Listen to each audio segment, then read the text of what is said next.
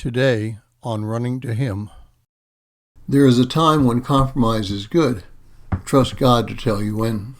Today's reading is 1 Kings chapter 20, verses 1 through 25, and we will be concentrating on verses 7 and 8. 1 Kings 20, 7 and 8 says, Then the king of Israel called all the elders of the land and said, Please observe and see how this man is looking for trouble. For he sent to me for my wives and my children and my silver and my gold, and I did not refuse him. All the elders and all the people said to him, Do not listen or consent. Compromise, bipartisan, working together for the good of all are the words that we hear today. And yet, we are asked to join with those who are against us to produce results which, on the outside, seem good for all, but in reality are good for one group and bad for the other. We should not be against working with those who have the same primary goals and values for the common good. The United States was founded on that principle. We may disagree on some governmental things, but bipartisanship is good if we are all working for the same goal as laid out in the Constitution. The problem comes when each side has competing goals, and this situation is particularly true when working in a spiritual or Christian setting. As a chaplain, I work under two and sometimes more competing worlds. I must work with chaplains from different denominations or even religions.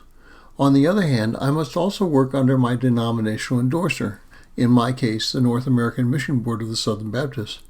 They determine my basic theological stance and certain particular doctrines.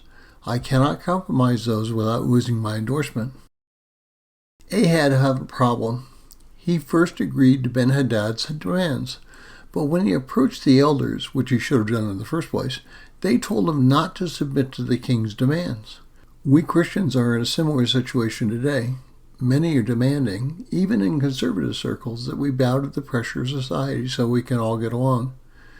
This thinking was highlighted by a commentator on one of the major cable news outlets when he said, God is not a judge and doesn't want us to judge either.